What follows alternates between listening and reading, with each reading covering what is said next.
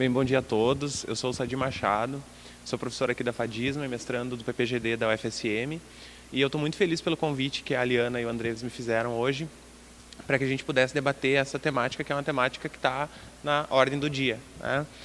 E que tem merecido um debate, de certo modo, pobre, tendencioso e que pouco tem nos ajudado a esclarecer efetivamente os contornos desse movimento que nós estamos vivendo hoje. E eu falo especialmente das mídias tradicionais, que de certo modo têm abordado a temática não sob uma ótica efetivamente comprometida com a compreensão profunda das causas e consequências desse movimento, mas numa ótica reducionista e simplista, muitas vezes, que de certo modo nos desfavorece a compreensão. Então, a nossa intenção hoje é tentar buscar as causas desse movimento, as motivações desses movimentos que tomaram as ruas nos últimos dias e tentar compreender algumas das possíveis consequências que daí vão advir. Ou seja, quais são os limites à política tal qual nós conhecemos hoje, os limites à democracia representativa que são colocados por esses movimentos e a possibilidade de pensar uma nova esfera de ação, uma nova esfera de atuação, enfim, os contornos de uma nova política. Eu dizia que nós estamos agora tentando compreender as causas profundas desses movimentos que tomaram as ruas, para além de uma visão reducionista ou simplista que tem sido nos apresentada nos últimos dias, especialmente pelas mídias tradicionais. Quer dizer, a gente tenta buscar, com essa fala, o professor Wagner e eu tentaremos abordar, de certo modo, algumas das causas mais profundas desse movimento e das insatisfações desses movimentos, para tentar pensar os contornos de uma nova política, né? Ou pelo menos os contornos da necessidade de uma nova atuação individual na política. E para começar a pensar sobre isso, eu preciso lembrar a vocês que nos últimos anos o Brasil tinha uma imagem positiva na política internacional. O Brasil era visto com bons olhos, era um país que estava na moda, né? Nós não tínhamos dúvida da inserção brasileira no cenário internacional. E uma reportagem de novembro da revista britânica The Economist deixava bem clara essa percepção internacional do Brasil como um país que decola. E nessa reportagem a revista deixava bem clara essa percepção e eu selecionei um trecho para mostrar para vocês, de certo modo, quão paradoxal essa afirmação se mostrou ao longo do tempo e especialmente os paradoxos dessa afirmação a partir dos movimentos que tomaram as ruas nos últimos dias. Diz a reportagem: o Brasil supera os outros BRIC. Ao contrário da China, é uma democracia. Ao contrário da Índia, não possui insurgentes, conflitos étnicos, religiosos ou vizinhos hostis. Ao contrário da Rússia, exporta mais que petróleo e armas e trata investidores estrangeiros com respeito. Então, em 2009, a The Economist lançava ao mundo essa percepção, consolidava essa percepção internacional do Brasil como um país, de certo modo, não mais um país do futuro, mas um país do presente, que tinha tudo para dar certo. Simultaneamente a essa percepção, pessoal, nós podemos contrastá-la com o fato de que o Brasil tem ainda o 85º IDH do mundo. E o IDH brasileiro perde para países como o Azerbaijão, como a Ucrânia, como o Peru, né? E, de certo modo, esse índice de desenvolvimento humano, que ainda é muito baixo, contrasta frontalmente com o fato de nós termos a 7ª economia do mundo. Então, de um lado, a economia vai muito bem. De outro lado, os índices de desenvolvimento humano, né, os fatores que são utilizados para o cálculo desse índice, ainda se demonstram muito baixos. E isso é bastante preocupante, porque aqui nós temos um paradoxo entre o desenvolvimento econômico e a exclusão social. A existência ainda de inúmeras desigualdades no âmbito da sociedade brasileira e que, de certo modo, conformam um caldeirão de insatisfações para aqueles que não têm acesso a esses índices que são utilizados no cálculo do IDH, não têm acesso a esses bens da vida, não têm acesso a essas esferas, seja de saúde, de educação, de segurança pública, em decorrência de políticas sofríveis nessas áreas todas. Avançando nessa sensibilização acerca da percepção do cenário brasileiro, especialmente agora do cenário político, nós vimos que de 2003 a 2013, todas as instituições, né, que nós tendemos a associar ao Estado, elas sofreram um declínio no seu prestígio. Tanto a presidência e os ministérios, quanto os partidos políticos, quanto o Congresso Nacional, quanto o Poder Judiciário, e quanto às Forças Armadas, todas essas instituições sofreram um declínio. Aqueles que acreditavam muito nessas instituições, o número foi reduzindo cada vez mais. Então, de 51% da população que confiava muito na presidência e nos ministérios, em 2013 nós temos 19% da população confiando muito na presidência e nos ministérios. Quanto aos partidos políticos, de 31% a 16% da população. Quanto ao Congresso Nacional, de 30% que prestigiavam, 30% da população que prestigiava essa instituição, hoje nós temos 12%. Poder Judiciário, de 38% a 20%. E as Forças Armadas, por fim, de 44% a 27%. Enquanto isso, nenhum prestígio subiu. Ou seja, no sentido de que aqueles que não prestigiavam de nenhuma forma essas instituições todas, a margem dessas pessoas que nunca prestigiou essas instituições foi crescendo ao longo dos últimos anos. Ainda para tentar explicar por que essa ausência de prestígio se dá, nós podemos chamar aqui a atenção para o fato de que a ONU publicou, nesse ano, um relatório dizendo que o Brasil tem o segundo congresso mais caro do mundo, só perde para os Estados Unidos. Por um lado, nós temos um congresso que é desacreditado, por outro, um congresso que onera sobremaneira os cofres públicos em cerca de 8 bilhões e 500 milhões de reais anuais. E tem um staff administrativo e burocrático de 21.922 funcionários. Vejam, só 27% dos municípios brasileiros têm uma população maior do que o número de funcionários do Congresso Nacional. Quer dizer que mais de 70% dos municípios têm uma população menor do que o número de funcionários que o Congresso Nacional detém. E a esses números nós podemos somar o valor das remunerações, dos salários recebidos pelos senadores e pelos deputados e todas as benesses, né, que são a eles conferidas. De modo que um senador chega a custar mensalmente, estimado, R$130 mil aos cofres públicos e um deputado federal, R$147 mil aos cofres públicos. Todos esses são dados que estão disponíveis hoje por intermédio dos portais de transparência e, de certo modo, se fortaleceu esse acesso a partir da Lei de Acesso à Informação, sobre a qual eu falarei logo mais. Coroando, então, esse cenário, nós temos hoje um amplo acesso de uma parcela da população aos recursos digitais e uma ampla parcela dessa população aos bens que são considerados hoje essenciais para a inclusão social, ou pelo menos são considerados pela maioria dos indivíduos. E aqui eu estou me referindo efetivamente ao consumo de bens materiais e aqueles bens materiais que, de certo modo, servem para que esse indivíduo ostente um padrão de vida em conformidade com o que se espera dele. É preciso que o indivíduo esteja na moda, que o indivíduo seja jovem, que o indivíduo tenha estilo, que o indivíduo seja eficiente em tudo que faz. E é preciso também que esse indivíduo consuma. Contrastado com essa parcela diminuta da população que tem efetivamente acesso a todos esses requisitos, que é eficiente, é jovem, consome, nós temos ainda uma larga parcela de indivíduos que são os subindivíduos, como alguns chamam, que são aqueles indivíduos que não têm sequer acesso ao alimento, sequer acesso à moradia, sequer acesso à educação, sequer acesso, né, ao consumo.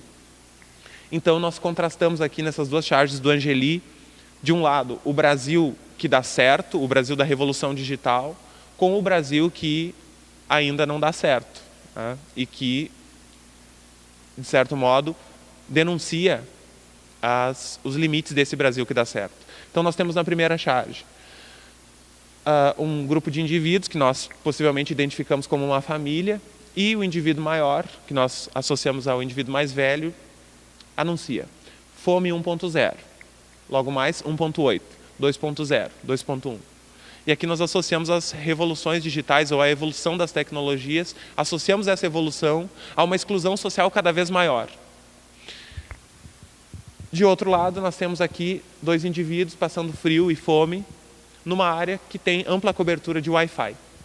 Então, todos aqueles que têm acesso a computadores portáteis, a tablets ou a celulares que tenham acesso à internet, poderão nessa área acessar o mundo, enquanto aqueles dois indivíduos sequer acessam a comida, sequer acessam cobertas para se agasalhar do frio, e agora a gente está vendo na pele como é passar frio, né? E muitas pessoas não têm, como nós, acesso a esse vestuário, a essa vestimenta necessária para suprir essa necessidade básica. Esse caldeirão de insatisfações talvez explique o movimento que nós vimos nos últimos dias. Talvez explique, e talvez explique em parte, porque nós vimos uma chuva de cartazes, e analisando essa foto fica bem claro que esse movimento, de certo modo, demonstra essa parcela, essa geração tecnológica, porque quando a gente olha para essa foto e quando a gente participa desses manifestos, todos vocês que participaram talvez tenham tido a mesma impressão que eu tive, de que a gente está acessando uma página da internet, em que há muita informação dispersa e, tal qual uma barra de rolagem, as informações vão passando num contínuo. Então, não necessariamente há uma articulação entre um cartaz e outro, não necessariamente há uma articulação entre as reivindicações. Então, me parece que essa é uma metáfora perfeita dos tempos tecnológicos que nós estamos vivendo. Quando a gente analisa esse cartaz, eu imagino a linha do tempo lá do Facebook, em que tu vai passando as insatisfações dos teus amigos, algumas te interessam, outras não te interessam, com algumas tu concorda, com outras tu discorda, enfim. Nós temos aqui um manancial de reivindicações com as quais nós podemos concordar, não concordar, abraçar ou não.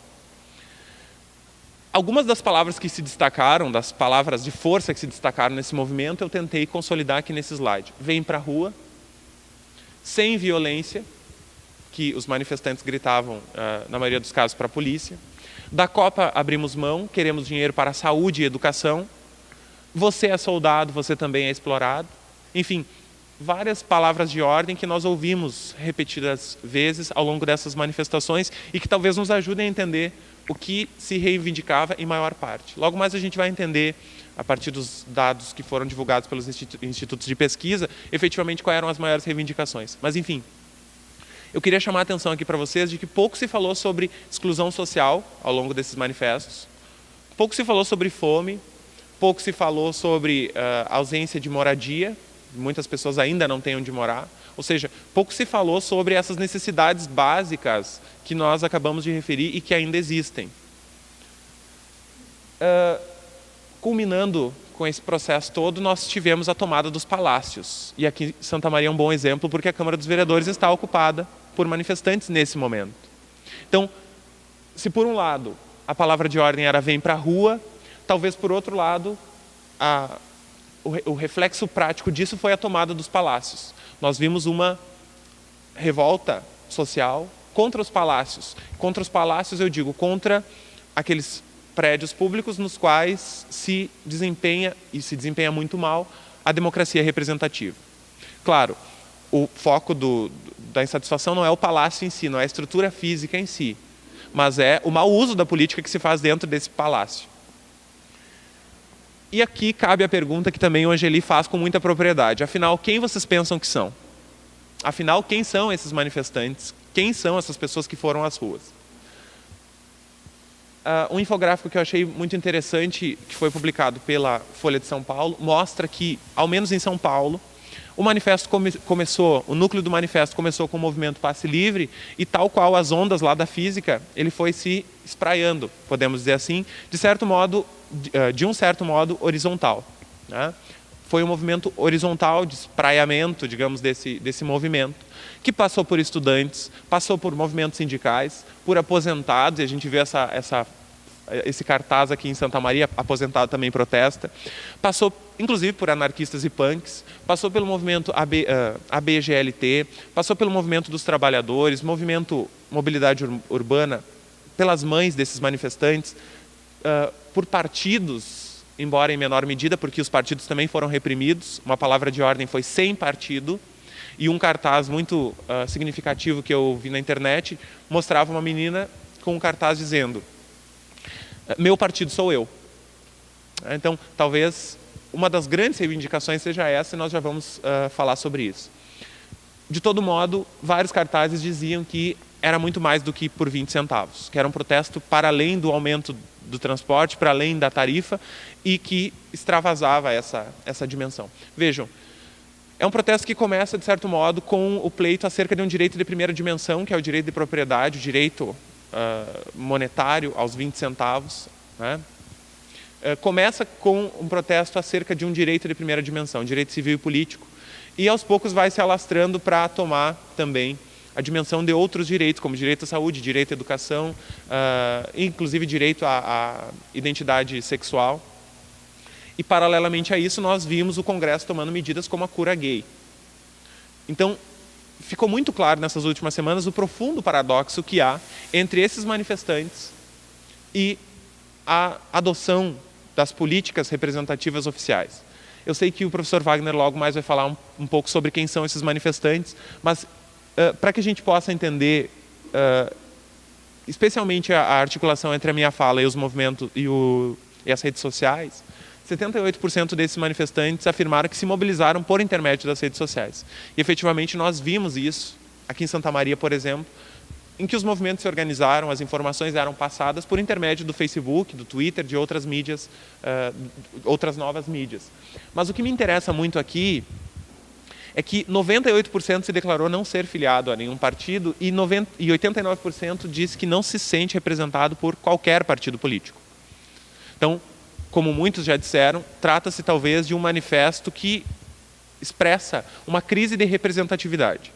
E essa é uma crise grave, porque, inclusive, a partir dessa crise se começou a cogitar uma série de medidas, inclusive inconstitucionais, como a convocação de uma Assembleia Constituinte parcial e exclusiva para debater um determinado tema.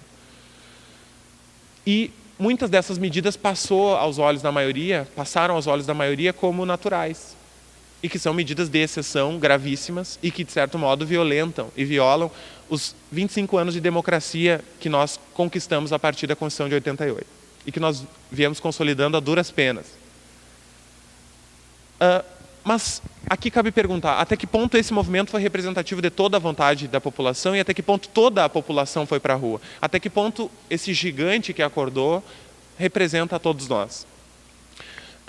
O Instituto Ibope divulgou uma pesquisa no sábado com um total de 1.008 entrevistados em 79 municípios brasileiros. E desses entrevistados, 94% declararam que não participaram dos manifestos. E só 6% declararam que efetivamente participaram. Se nós formos analisar em termos de renda familiar e escolaridade, nós teremos aqui dados bastante interessantes.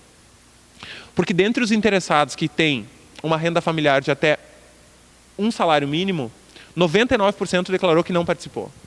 Quer dizer que dentre os entrevistados que têm uma renda familiar de até um salário mínimo, apenas 1% declarou ter participado. Conforme a renda vai aumentando, cresce o número de participantes. Então, 15% dos participantes, dentre os que têm mais de 5 salários mínimos, uma renda familiar de mais de 5 salários mínimos, 85% declararam que não participaram, mas 15% declararam ter participado, cifra que é bem maior no que toca a participação em relação às outras rendas familiares. Então, ao menos no início, eu estou falando aqui de um retrato estático do movimento até as declarações da presidente Dilma, ao menos de início, essas manifestações, elas, de certo modo, ficaram bastante restritas a uma parcela populacional cuja renda familiar é uma renda familiar alta, em comparação com o restante da população. No que toca à escolaridade, nós também temos aqui um dado interessante, porque conforme aumenta a escolaridade dos entrevistados, aumentou o número de participantes, percentual de participantes. Então, aqueles entrevistados que têm ensino superior completo, dentre eles, 16% declararam ter participado, em contraste com aqueles que têm ensino médio completo. 7% dos entrevistados com ensino médio completo participou.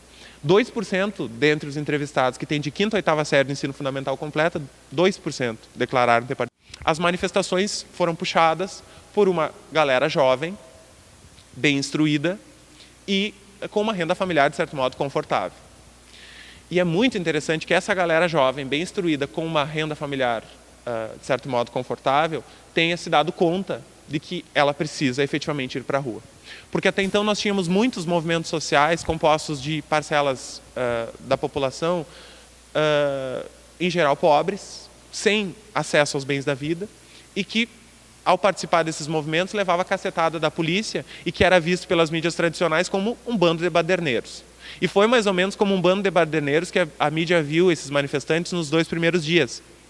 Lembrem da declaração do Arnaldo Jabor no dia em que os manifestos começaram e da retificação da declaração do Arnaldo Jabor no outro dia, retificando e dizendo que os manifestos efetivamente eram legítimos. Lembrem também da Veja. A primeira Veja publicada na semana em que os protestos se deram mostrava uma imagem pegando fogo, né? Era um objeto pegando fogo. Eu nem identifiquei porque eu nem me atenho muito à Veja, porque não acredito que ela seja um dos veículos mais interessantes para entender o que está se passando. Talvez seja interessante a Veja para entender o que não está se passando, né? Para que a gente possa fazer a crítica e para entender, digamos assim, como esse movimento apareceu na mídia tradicional. E logo na outra semana a Veja vem e ressalta, né, o impacto, o interesse desse movimento. Então vejam, uma parcela significativa da população e que interessa muito às mídias tradicionais, que é a parcela da população que consome,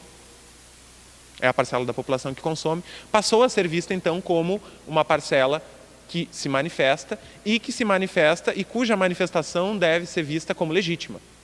Ao contrário das manifestações anteriores dos movimentos sociais que eram compostos de pessoas pobres e sem acesso aos bens da vida, porque essas manifestações eram vistas como ilegítimas e como coisa de baderneiros. Então, eu saúdo como algo muito positivo o fato de que a participação tenha se dado sob essa forma, ao menos de início. Sobre os protestos, 77% dos ouvidos até o dia 18 de junho se declararam favoráveis e 18% somente se declararam contrários. Principais reivindicações, primeiro, no âmbito da política, 65% dos que foram entrevistados declararam que a insatisfação era com a política, 49% com a corrupção. E 54% declararam que era uma insatisfação com o transporte público. Esses dados dizem respeito ao Manifesto de São Paulo. E a política internacional, os meios de comunicação internacional, o cenário internacional viu com curiosidade esse movimento, justamente porque contrastava com a percepção que havia na esfera internacional de que o Brasil era um global trader, de que o Brasil era um ator inserido na economia mundial de uma maneira eficiente, de que o Brasil estava combatendo todos os desníveis sociais. Então a mídia noticiou esses fatos de diversos modos. O Le Monde diz: a cólera social põe Dilma Rousseff sob pressão. Efetivamente, isso se demonstrou verdade. Uma onda de protestos varre o Brasil. Um gigantesco protesto nas ruas fratura a sociedade do Brasil. Enfim, diversas foram as percepções da mídia internacional demonstrando uma certa surpresa em relação a esses movimentos. Como se não houvesse qualquer dado ou qualquer possibilidade de ter antevisto esses movimentos de insatisfação. Ora, nós sabemos que a insatisfação com a corrupção vem de longe, nós sabemos que há desigualdade no Brasil, nós sabemos que há uma ampla parcela sem acesso à educação, sem a saúde, sem a cultura, muitas vezes, sem escolaridade, mas isso não era noticiado pela mídia tradicional, que via o Brasil tão somente como um país em franca ascensão. E tudo isso contrastou com as manifestações dos governos. Esses movimentos foram surpreendidos pela inação dos governantes, ao menos nos primeiros dias. Porque, de um lado, Alckmin e Haddad, nos primeiros dias, condenaram veementemente os protestos, efetivamente dizendo que era coisa de baderneiro, que era coisa de quem não tinha mais o que fazer. Logo mais eles mudam essa percepção e dizem: realmente pode ser que a polícia tenha se excedido na violência. A presidente Dilma demora cerca de 10 dias para se manifestar sobre o fato. Então, essa charge demonstra bem que as manifestações de início por parte da política tradicional foram manifestações de inação. Até que as coisas começam a ser anunciadas, medidas começam a ser anunciadas pelo governo e, inclusive, essa que eu havia acabado de referir, uma medida amplamente inconstitucional e que inauguraria, na ordem jurídica brasileira, um objeto jurídico não identificado, que é justamente um plebiscito popular sobre a instalação de uma Assembleia Constituinte Parcial e Exclusiva. Nós sabemos que logo depois, 2 ou 3 dias depois, essa medida foi anunciada na segunda-feira. Já ontem, na quarta-feira, o governo volta atrás e, inclusive, passa a dizer que jamais falou em Assembleia Constituinte Parcial e Exclusiva e que, na verdade, o que se estava dizendo era um processo constituinte no que toca à matéria constitucional. Como diz o Zizek, eles sabem o que fazem e, mesmo sabendo o que fazem, fazem o que fazem. Não se trata de inépcia. Esse anúncio, na verdade, foi uma estratégia política claríssima, no sentido de dar uma resposta à população. E grande parte da população que não tem formação jurídica acatou essa como uma proposta legítima. Nós, juristas, obviamente, abrimos o olho assim que ela foi proferida, porque, primeiro, não se pode convocar um plebiscito para que o povo decida uma matéria que não está prevista na ordem jurídico-constitucional, como sendo da competência do Congresso Nacional. Ou seja, o Congresso Nacional só pode convocar plebiscitos para que o povo decida sobre uma matéria cuja competência venha a competir ao Congresso Nacional. Não há, na nossa ordem jurídico-constitucional, nenhuma previsão de convocação de uma Assembleia Constituinte, porque, como disse o Carlos Aires Brito, o ex-ministro do STF, nenhuma Constituição convoca o coveiro de si mesma. Convocar uma Assembleia Constituinte é convocar uma possível morte da própria Constituição, e nenhuma Constituição quer que isso aconteça. As Constituintes são sempre resultado, ou devem ser sempre resultado, de uma ruptura com a ordem constitucional. E, outro ponto que nos interessa, o poder constituinte jamais pode ser limitado, jamais pode ser condicionado, porque ele é originário, ilimitado e incondicionado por natureza. Então, essa proposta de plebiscito para verificar a possibilidade de uma convocação de Assembleia Constituinte parcial esbarrava nessas duas, ao menos nessas duas inconstitucionalidades. Mas aqui nos interessa pensar que esses movimentos todos, eles se valeram, em grande medida, dos meios tecnológicos, das tecnologias de informação e comunicação.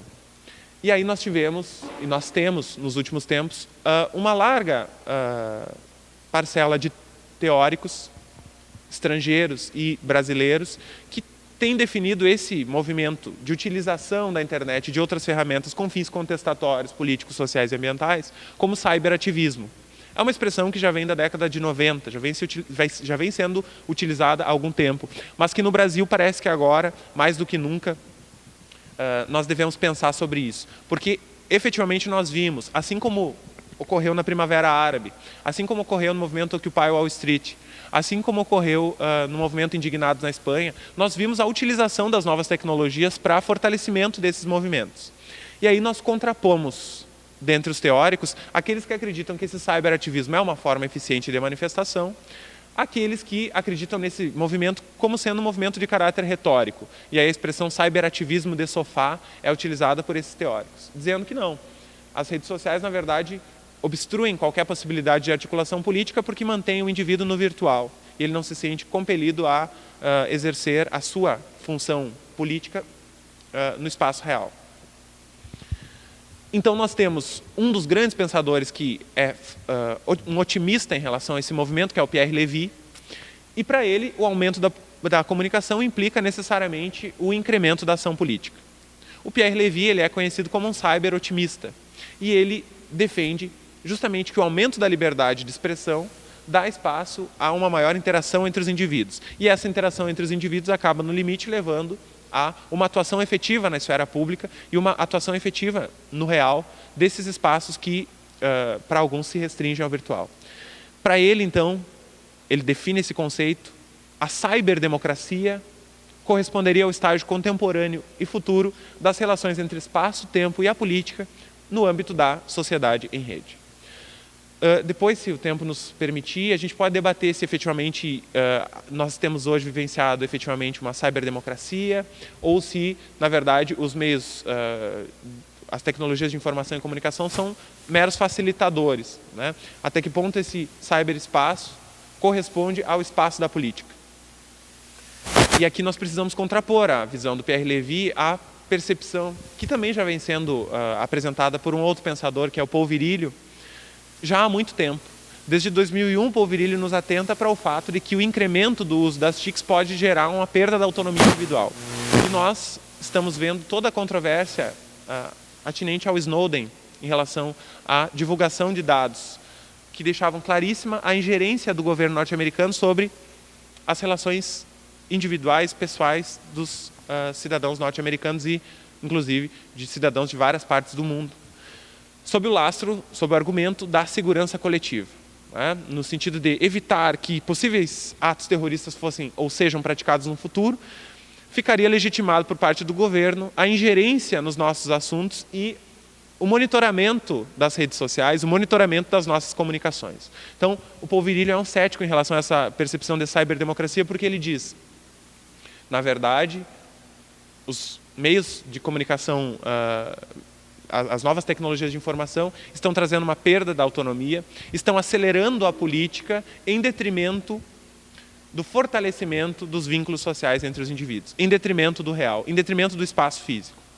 E nós vimos uma informação divulgada pela Rede Anônimos BR de que a ABIN teria montado às pressas uma rede para monitorar a internet, uma operação para monitorar a internet, ou seja, oficiais de inteligência foram destacados para acompanhar por meio do Facebook, do Twitter, do Instagram e do WhatsApp a movimentação dos manifestantes. E aqui é interessante porque, em grande medida, essas convocações para participação de manifestos por meio do Facebook, elas não são restritas. Nós convidamos o máximo de pessoas que estão nas nossas redes. E muitas vezes nem sabemos se essas pessoas, eventualmente, não têm alguma vinculação com redes de monitoramento. Qualquer um de nós hoje pode ser o espião, não só um dos outros, mas nós também podemos espionar. E aqui eu chego onde eu queria chegar desde o início. Nós podemos espionar o governo. Nós podemos espionar não é a palavra certa, nós podemos fiscalizar o que está acontecendo. E nós temos uma lei, que é a Lei 12.527, que está em vigor desde maio do ano passado, que é a Lei de Acesso à Informação. Essa Lei de Acesso à Informação ela foi referida pela presidente Dilma no seu comunicado oficial lá na sexta-feira, em rede nacional, dizendo que era uma grande conquista da democracia, efetivamente é, e que a intenção era alastrar essa Lei de Acesso à Informação aos demais poderes, ao Legislativo, ao Judiciário e às demais esferas, aos estados e aos municípios. Eu quero dizer para vocês que a lei já prevê isso. A lei já obriga que todos os poderes, que toda a administração pública, divulgue os dados referentes ao seu funcionamento. Então não é nenhuma novidade se efetivamente for agora tomada alguma medida para alastrar essa utilização da lei de acesso. Então nós já temos hoje uma lei que nos franqueia acesso aos dados do governo. Dados como contratos públicos, licitações públicas, remuneração dos agentes, têm de ser divulgados pelos órgãos públicos para que o cidadão tenha a possibilidade de controlar, por exemplo, a execução desse contrato, a regularidade dessa licitação e a regularidade também da remuneração desse agente público. E aqui nós temos uma grande dificuldade, pessoal, que é o fato de nós, juristas, estudantes de direito, não termos o hábito de utilizar esses portais para fiscalizar. Nós sabemos que a informação está lá, e já há algum tempo ela está, porque o portal de transparência federal ele data de 2004, já há algum tempo nós temos esse portal, mas eu pergunto a vocês, vocês sabem utilizar o portal?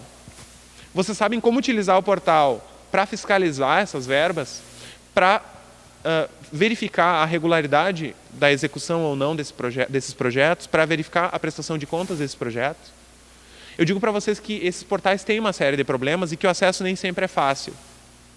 Eu trabalho em uma área que exige, muitas vezes, a consulta a esses portais e muitas vezes a gente não encontra a informação buscada e tem que requisitar essa informação ao órgão público. Mas a regra é que a informação deve estar lá. Deve estar lá de maneira acessível, deve estar lá de uma maneira inteligível às pessoas do povo. E não só aqueles técnicos de informática ou aqueles que têm algum conhecimento prévio, seja de direito, de administração, do que seja. Ou seja, o cidadão médio, se ainda podemos utilizar essa expressão, tem que acessar esse site e tem que entender como ele funciona, tem que entender como acessar a informação de uma maneira simplificada. Isso está disposto na lei. E aí nós temos diversos temas sobre os quais a gente pode falar logo mais para eu não estender muito a minha fala. Eu não vou explorar a fundo esse gráfico, mas eu só queria dizer que uma pesquisa de 2011 mostra que os latino-americanos acreditam, 71% em 2007, 66% acredita que eu não posso deixar de fazer para ser cidadão, votar. O que você não pode deixar de fazer para ser cidadão? A maioria respondeu, não posso deixar de votar. Agora, participar de organizações políticas, lá embaixo, 14% somente. Participar em organizações sociais, 18%. E aí vem outros dados, como obedecer todas as leis, enfim. O que eu quero dizer para vocês é que nós temos que ultrapassar, nós, na nossa esfera individual, nós temos que ultrapassar essa percepção de que basta votar para ser cidadão. Agora nós temos a Lei de Acesso à Informação e nós somos convocados a acessar esses sites e mais, a aprender como fiscalizar esses sites. E tem um site interessante que foi lançado esse ano, no mês passado, que se chama Fiscalize Também.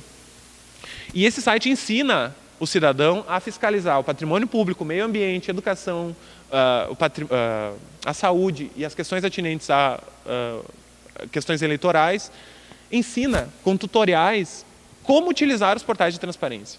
Então nós vamos deixar de aprender a fazer isso e vamos só ficar reclamando que a política não está dando certo, que a polícia é violenta, né, que o governo não nos ouve. Eu digo para vocês que a maioria das demandas que chegam ao Ministério Público, as demandas fiscalizatórias, são oriundas de outros órgãos públicos e não de cidadãos. Então, quando outro órgão público verifica se está ocorrendo ou não uma irregularidade em seu âmbito ou em outro âmbito, aí ele manda para o Ministério Público. Mas, e o cidadão?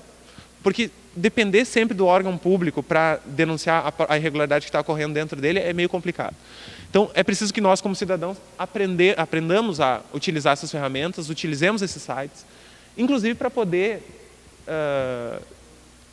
entender por que as coisas não dão certo. Eu só finalizo aqui dizendo que há um site interessantíssimo, inteligível, que se chama opencopa.com, e que ele tem a pretensão de consolidar, ele utiliza os dados disponíveis nos portais da transparência e consolida os dados acerca da Copa do Mundo que vai ocorrer no ano que vem. Vejam, da verba prevista para estádios e arenas, cerca de 7 bilhões de reais, 87% já foi contratado. E estão somente 36% executado. Mas o que é mais grave é que a verba prevista para o desenvolvimento turístico, que é uma verba que vai ser aplicada e vai ficar para o Brasil como investimento futuro e não vai durar só 2 ou 3 meses, desenvolvimento turístico é algo que tem que nos interessar muito, porque traz dinheiro para o Brasil, possibilita que as pessoas nos conheçam e possibilita inclusive uma inserção ainda maior do Brasil no cenário internacional. 0% dessa verba para desenvolvimento turístico, 115 milhões foram previstos, 0% foi contratado e 0% executado. Então, quando nós tomamos as rédeas da situação, nós passamos a fiscalizar e nós passamos a questionar esses dados que estão disponíveis e que muitas vezes nós não sabemos que estão disponíveis por falta de interesse e por falta de acesso. Então, aqui nós temos que articular 2 coisas. Primeiro, nós estamos insatisfeitos com a política representativa? Estamos insatisfeitos, mas qual é a alternativa? Abolir partidos políticos? Acredito que não. Partidos políticos têm um papel importantíssimo a desempenhar, também os movimentos sociais, dos quais o professor Wagner vai falar logo mais, e eles representam uma conquista democrática. Nós temos que criticar essa tábula rasa que se quer fazer do passado e essa crítica ferrenha a todo e qualquer partido. Nós precisamos sim reformular a dinâmica desses partidos, com isso eu concordo. Mas para além disso, na dimensão individual, nós temos que nos tornar atores políticos efetivos. Porque nós temos as ferramentas para isso. E vocês que são estudantes de direito, mais do que ninguém, têm esse poder-dever de fazer essa fiscalização, de aprender como se faz e de passar para os pais, para os irmãos, para os vizinhos, para os primos, esse conhecimento. Era isso que eu tinha para dizer para vocês, depois a gente pode seguir debatendo. E agora, então, eu passo a palavra para o professor Wagner. Obrigado. Olá, então, a todos. Sou o professor Wagner, sou professor aqui na Faculdade de Direito de Santa Maria, colega do professor Sadi também no programa de pós-graduação em Direitos Emergentes na Sociedade Global, na linha de pesquisa Direito à Sociedade em Rede na Universidade Federal de Santa Maria. Me sirvo dos agradecimentos que ele fez inicialmente. O convite da professora Eliana e do professor Andreves vem muito boa hora, sobretudo pelos acontecimentos que têm ocorrido nas últimas semanas e também pelo nosso Núcleo Experimental de Web Cidadania, que inicia agora as suas atividades, no qual sou um dos professores articuladores. Gostaria de parabenizar o Sadi pela excelente exposição. Sou um fã do trabalho que ele vem desempenhando, sobretudo quando faz essas análises da crise democrática e da crise do Estado em si, que não é uma coisa fácil de se fazer. Acho que ele, quando faz com uma perfeição muito grande. Então, aproveito para parabenizá-lo. Agradecer a presença de todos que estão aqui, inclusive dos colegas, professores que estavam em aula e que encerraram mais cedo para compartilhar desse momento de reflexão e de desenvolvimento de uma inteligência coletiva, de uma massa crítica, que é realmente muito importante nos dias de hoje, que a gente não encontra em qualquer lugar. E também o meu singelo cumprimento aos alunos e à comunidade acadêmica que, de fato, pediu esse debate, o que demonstra que os nossos alunos não estão de olhos fechados para a importância dos acontecimentos que vêm ocorrendo no Brasil. A minha fala vai ser um pouco mais rápida, até porque, como disse, sou um dos membros do Núcleo Experimental de Web Cidadania, então tenho um contato com a grande maioria de vocês de uma forma mais cotidiana. E vou me ater, então, a fazer uma análise aqui dos movimentos sociais em rede e na rede. Qual a diferença que existe nisso? Existe uma diferença muito grande e elas são coisas que vêm se coadunar para resultar nesse contexto de manifestação que a gente tem hoje. Então, desenvolvi aqui uma apresentação onde a gente começa ponderando, então, o objeto de estudo das ciências sociais. Esses movimentos sociais, eles vêm sendo estudados pelas ciências sociais, em especial pela sociologia, há um grande tempo já. Não é o meu primeiro contato com análise de movimentos sociais. Na graduação, eu já trabalhei aí a legitimidade dos movimentos sociais agrários. E um fato muito interessante que aconteceu no dia da manifestação, no dia da defesa da minha banca de monografia, foi que veio um professor de fora da instituição e antes de eu começar a minha explanação, ele me perguntou: tu és filho de agricultor? Eu digo, não sou. E ficou por isso mesmo. Fiz toda a minha explanação e ao chegar ao final da banca, ele fez uma ponderação. Olha, quando tu falou que não era filho de produtor, né, de alguém ligado à agricultura, eu imaginei que, né, tu fosse ter um posicionamento. Se tu fosse filho, tu teria, obviamente, outro. Mas, na verdade, tu conseguiu me surpreender porque tu fizeste uma análise imparcial. Naquele momento, eu defendi que os movimentos sociais agrários eles eram legítimos frente à Constituição, mas que em determinados momentos eles estavam campeando por uma situação de ilegalidade, porque eles passavam a atingir direitos de terceiro, né, pela questão do cárcere privado que acontecia, pela questão de danos ambientais ou mesmo de danos patrimoniais que aqueles movimentos estavam fazendo naquele momento a fazendas que eles invadiam para fazer os seus protestos, né? Então, eu acho que quando a gente trata, né, dessa questão de movimentos sociais, o mais difícil para a gente é conseguir fazer uma análise imparcial, sem ser tendenciosa, porque a gente sabe que envolve política, a gente sabe que envolve ideologia, né? E muitas vezes a gente compartilha de algumas causas. Eu sempre digo para os meus alunos, e comentei ali no 8º semestre, é o Nelson que nos assiste, que me perguntaram em um determinado assunto qual era o meu posicionamento. Eu digo, olha, meu posicionamento pessoal é esse, mas profissional eu já vejo com outros olhos. Eu acho que para a gente que tem essa formação jurídica, o Sadif comentou sobre isso antes, a gente tem efetivamente que, em alguns casos, analisar sob uma perspectiva pessoal, mas também analisar sob uma perspectiva jurídica.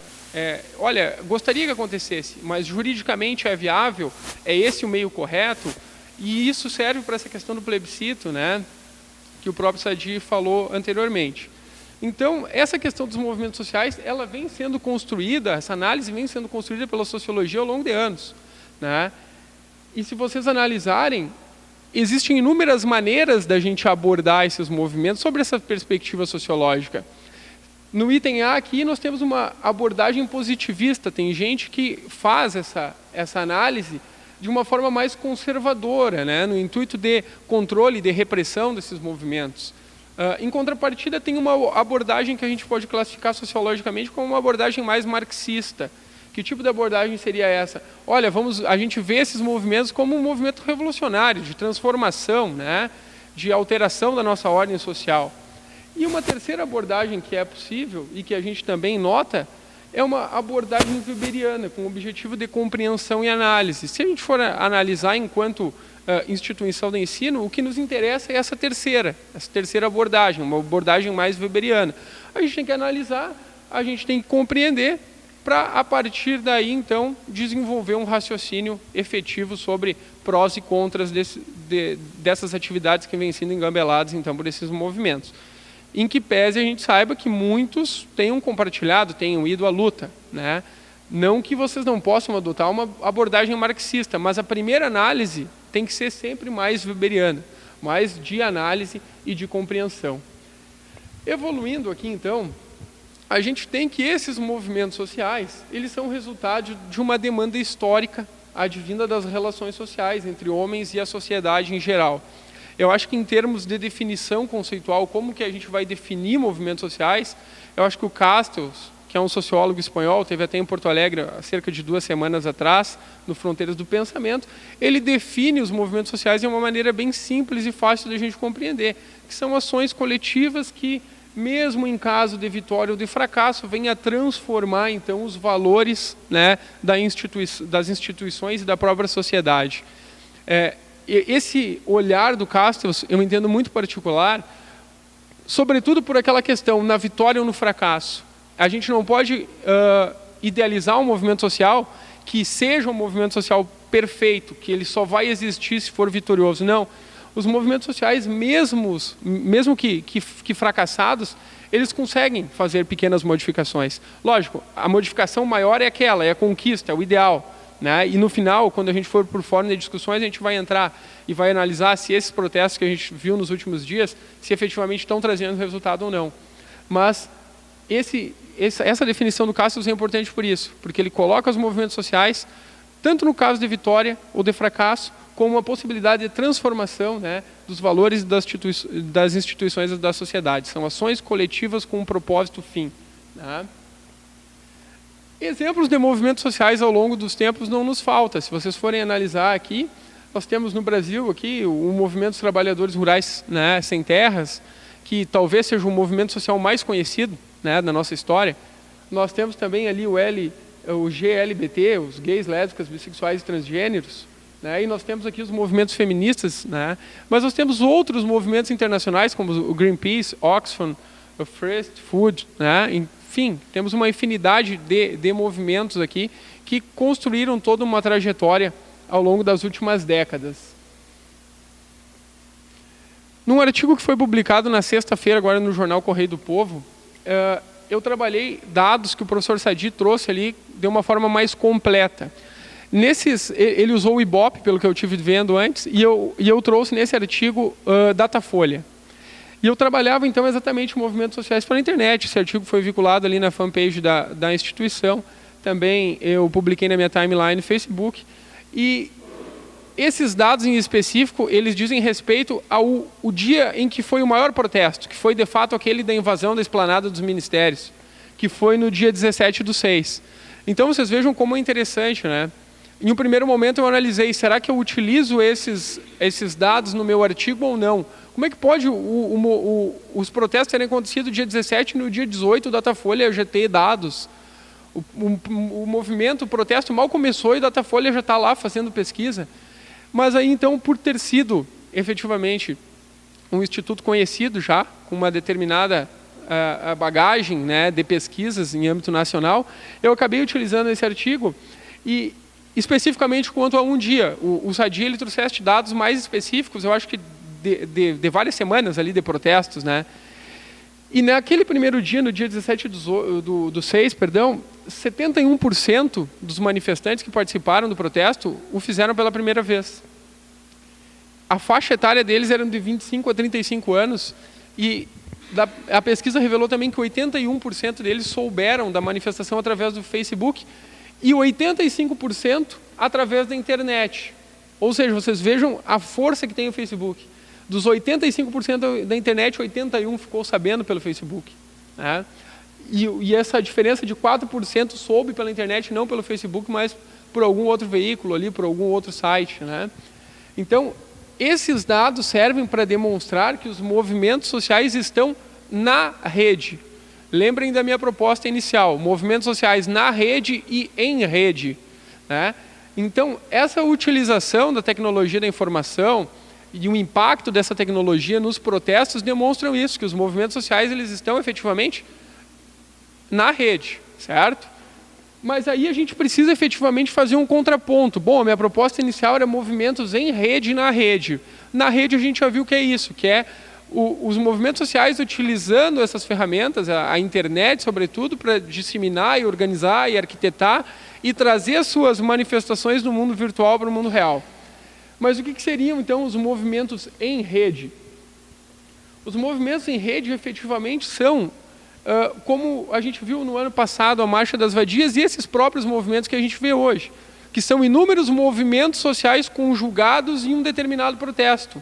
A gente não tem apenas feministas, né, que estavam fazendo protesto, nesse caso, a Marcha das Vadias. Nós também tivemos os simpatizantes, o movimento LGTB, nós também tivemos outras pessoas que não vinculadas a nenhum tipo de movimento que estavam lá, como efetivamente está acontecendo agora nesses protestos, né, do aumento da tarifa. Né?